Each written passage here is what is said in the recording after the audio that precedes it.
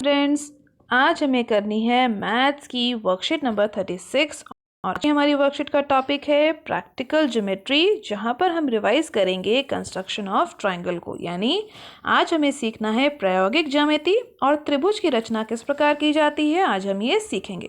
कुछ चीज़ें आप पहले भी कर चुके हैं जिसे हमें रिवाइज करना है, तो चलो स्टार्ट करते हैं आज की वर्कशीट। सबसे पहले हमें रिवीजन करनी है। आप अपनी वर्कशीट में ये डायग्राम देख पा रहे हैं ना, आकृति देख पा रहे हैं। इसी के आधार पर, इसी के बेसिस पर हमें कुछ प्रश्न दिए गए हैं जिनका उत्तर हमें देना है। तो चलो ध्यान से देखो डायग्राम को। हमें पहला प्रश्न दिया गया है, question number 1, it is given that L1 L2 are parallel lines. Line M is transversal line. Fill in the blanks. यदि रेखा L1 और L2 दो समांतर रेखाएं हैं तथा रेखा M एक तिर्यक रेखा है, तो रिक्त स्थान भरिए। इस रिक्त स्थान में हमें भरना है सही उत्तर। तो ध्यान से देखो, कोण नंबर 4 यानी ये वाला कोण और कोण नंबर 6 यानी ये वाला कोण, ये दो कोण, कोण 4 और कोण 6, ये दोनों कोण बराबर हैं, ये लिखा हुआ है। और हमें यहाँ पर ये बताना है कि ये दोनों एंगल्स इक्वल क्यों हैं।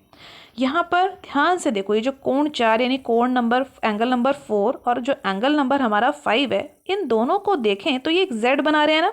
और जेड के अंदर बढ़ने वाले कोण यानी एंगल्स कौन से होते थे, याद करो जल्दी से। वो होते थे ऑल्टरनेट इंटीरियर एंगल्स। तो हम यहाँ लिख देंगे, जिन्हें हम हिंदी में बोलते हैं एकांतर अंत्य कोण यानी ऑल्टरनेट इंटीरियर एंगल। हो गया फर्स्ट पार्ट। अब देखो ध्यान से सेकेंड पार्ट। सेकेंड पार्ट में हमसे पूछा जा रहा है कि एंगल 4 और एंगल 5 को अगर जोड़ दिया जाए तो क्या आंसर आएगा।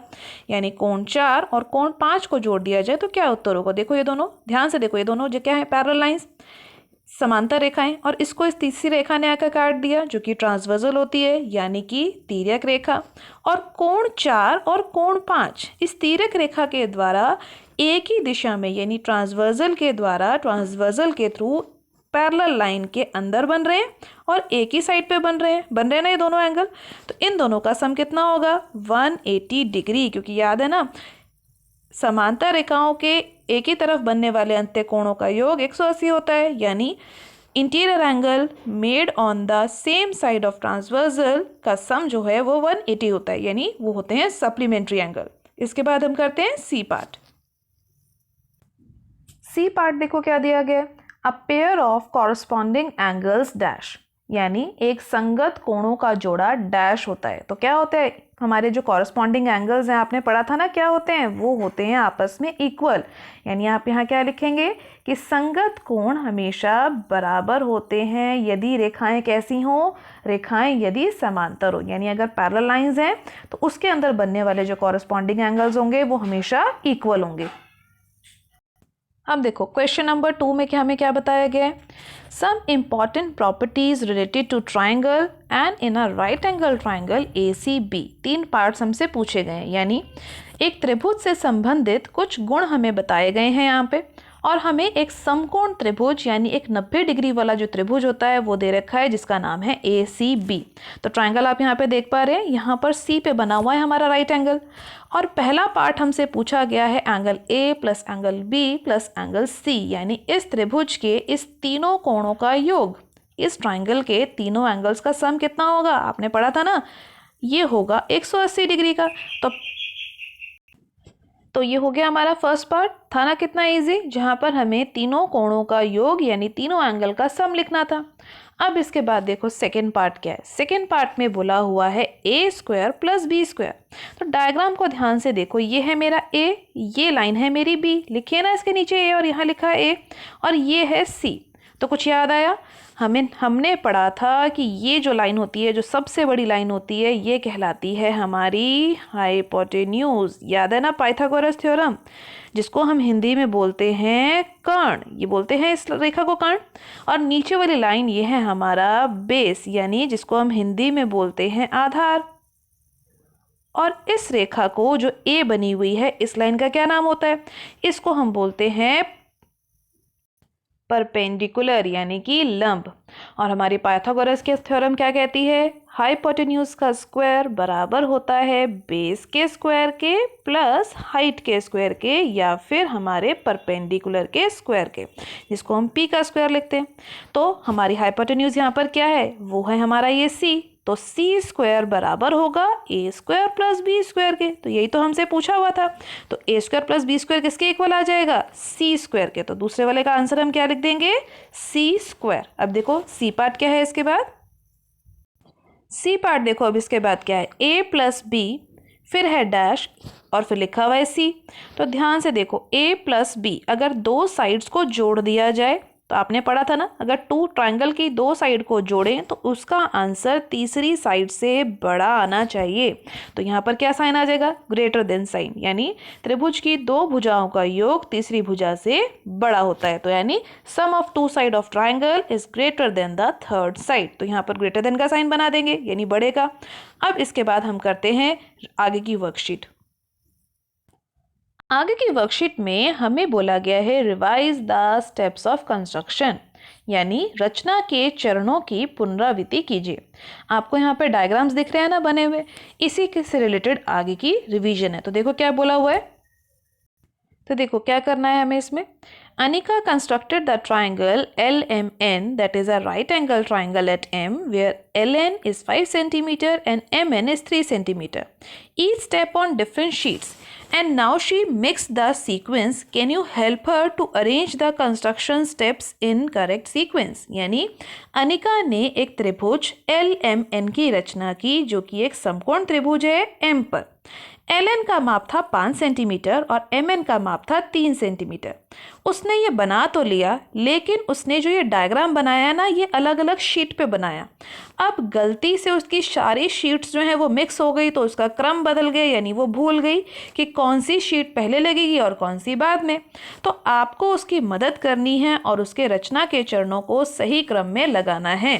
तो सबसे पहले तो ध्यान से समझो कि हमें त्रिभुज LMN की रचना करनी है, और रचना करते समय यानी कंस्ट्रक्शन करते समय हम सबसे पहले क्या बनाते थे? Rough sketch. यानी उसको सबसे पहले कौन सी शीट लगानी है? सी नंबर वाली शीट। तो पहला जो क्रम है यानी जो सीक्वेंस है वो हो गया सी। अब उसे इस रफ डायग्राम की मदद से ही तो पूरा काम करना पड़ेगा। तो ध्यान से देखो, जब हम त्रिभुज की रचना करते हैं इस रफ डायग्राम में, तो नीचे कौन सी रेखा बनी हुई है? 3 सेंटीमीटर की रेखा।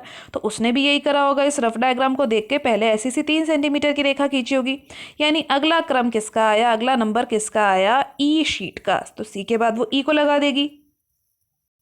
अब इस त्रिभुज को देखकर वो समझ रही है कि ये 5 सेंटीमीटर की रेखा भी खींचनी थी और ये 90 डिग्री का कोण भी खींचना था। तो पहले वो क्या करेगी? इस M बिंदु पर 90 डिग्री के कोण को खींचेगी, जैसे कि यहाँ खींचा गया है। तो यहाँ पर ये 90 डिग्री का कोण उसने खींच दिया। अब 90 डिग्री का कोण खींच दिया, यानी तीसरा क्रम किसका बन गया? बन गया हमारा डी वाला डायग्राम। अब 90 डिग्री का कोण खींचने के बाद ये कोण उसने खींच दिया। अब उसको क्या करना है? ये 5 सेंटीमीटर की रेखा की चाप लगानी है। तो यहाँ N पे रखकर वो 5 सेंटीमीटर की ये चाप को लगा देगी। यानी अगला क्रम किसका आ गया? बी आकृति का। यानी अब उसकी बी शीट वाली पहले लगेगी। अब ये चाप लग गई तो इस बिंदु का नाम उसने L रख दिया। इस L और M को जोड़ दिया, जो कि है हमारा अगला डायग्राम। यानी अगली आकृति जो है वो A वाली लगेगी। तो बन गया ना हमारा क्रम C E D B और A। तो हमने समझ के इस रफ डायग्राम को समझ के सारे क्रम को लगा दिया। तो इसी तरीके से आप भी स्टेप्स ऑफ कंस्ट्रक्शन करेंगे, यानी जब भी आप काम करेंगे, कंस्ट्रक्शन करेंगे, जब आप प्रायोगिक ज्यामिति का कोई भी क्वेश्चन करेंगे, तो इसी तरीके से चरणों में यानी स्टेप्स में क्वेश्चंस को सॉल्व करेंगे। इसके बाद हम करते हैं आज की वर्कशीट के आगे क्वेश्चन, यानी लेट्स प्रैक्टिस, आओ प्रयास करें के प्रश्नों को। अब हमें स्टार्ट करते हैं लेट्स प्रैक्टिस क्वेश्चन, यानी स्वयं प्रयास कीजिए के प्रश्नों को। तो चलो देखो, पहला क्वेश्चन क्या है? In which of the following case a unique triangle can be drawn, why and why not? यानी निम्न में से किसके लिए एक अद्वितीय त्रिभुज खींचा जा सकता है और इसका कारण भी लिखिए। हमारे पास नीचे 3 ऑप्शन है, 1, 2 और 3। इनको एक एक करके हमें समझना है और बताना है कि इनमें किस में हम त्रिभुज खींच सकते हैं, यानी त्रिभुज बना सकते हैं, ट्राइंगल बना सकते हैं, और किस में नहीं। तो पहला भाग देखो, construct a triangle ABC in which AB is 4 centimetre, BC is 8 centimetre और CE A is 3 सेंटीमीटर। यानी एक ट्राइंगल है जिसकी 3 साइड्स यानी 3 भुजाएं हैं 4 सेंटीमीटर, 8 सेंटीमीटर और 3 सेंटीमीटर। तो क्या ऐसा त्रिभुज की रचना हम कर सकते हैं या नहीं, यही हमें यहाँ पर बताना है। तो ध्यान से देखो, हमारी जो 2 साइड्स हैं उनका सम तीसरे से बड़ा आना चाहिए, ऐसा होना चाहिए ना। तो वही हम करके देखते हैं। तो चलो करो, 4 + 8 कितना आया, 12 सेंटीमीटर। और तीसरी साइड जो बच गई थी वो कौन सी थी, 3 सेंटीमीटर। तो उससे तो बड़ा ही है ये, ठीक है, ये वाला तो ठीक हो गया। अब कोई और 2 साइड लेते हैं, जैसे कि देखो 8 और 3 ले लेते हैं। अब की बार हम 8 और 3 ऐड करा तो 11 सेंटीमीटर। और तीसरी साइड कौन बच गई थी अगर मैंने 8 और 3 लिया था, तो 4 सेंटीमीटर। तो 11 इज ग्रेटर देन 4। अब बाकी की 2 साइड और करके देखते हैं, कौन कौन सी साइड आएंगी, 4 और 3 सेंटीमीटर। ये कितना आया, ये आया 7 सेंटीमीटर। लेकिन तीसरी बची हुई साइड तो 8 थी। अब 7 तो बड़ा नहीं है, देखो ग्रेटर का साइन बनाया और उसको मैंने काट दिया क्योंकि ये तो बड़ा नहीं है। यानी पहला वाला जो ट्राइंगल है, this triangle is not possible. This triangle, which triangle, triangle ABC is not possible. ये ट्राइंगल पॉसिबल नहीं है।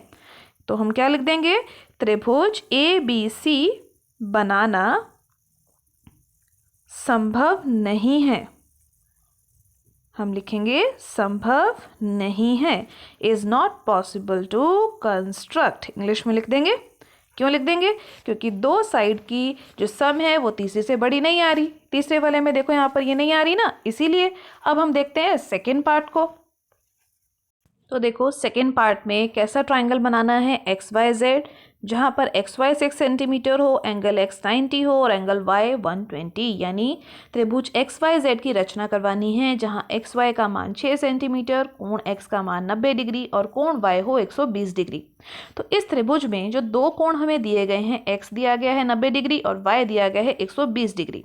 तो अगर मैं इन दोनों एंगल्स को यानी X और Y एंगल को ऐड कर दूं तो मुझे क्या मिलेगा, 90 + 120 कितना आ जाएगा, 210 डिग्री। तो क्या ये सही है, नहीं। क्यों सही नहीं है, क्योंकि ट्राइंगल के जो तीनों एंगल हैं X, Y और Z, 3 एंगल है ना, इन तीनों को जोड़ने पर मुझे क्या मिलना चाहिए था, 180। क्योंकि त्रिभुज की यानी ट्राइंगल की प्रॉपर्टी है कि तीनों एंगल्स को जोड़ने पर 180 प्राप्त होता है। लेकिन यहाँ पर तो 2 एंगल को जोड़ने पर ही मुझे 180 से बड़ी संख्या प्राप्त हो रही है, बड़ा नंबर मिल रहा है। तो इसका मतलब यहाँ पर जो हमें वैल्यूज़ दी गई हैं वो भी सही नहीं है। इसका मतलब हम यहाँ पर ट्राइंगल XYZ को नहीं कंस्ट्रक्ट कर सकते। तो हम लिख देंगे it is not possible to construct, यानी त्रिभुज XYZ बनाना भी संभव नहीं है।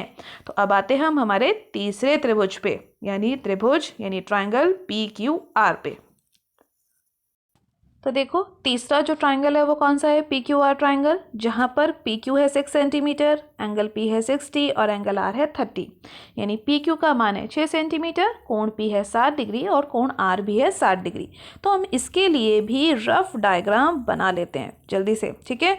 रफ डायग्राम में हमें एक त्रिभुज खींचना है और PQR उसका नाम लिख देना है। अब मुझे देखना है कि मेरी जो PQ भुजा है, जो RQ भुजा है, क्या उनमें से क्या क्या दे रखा है।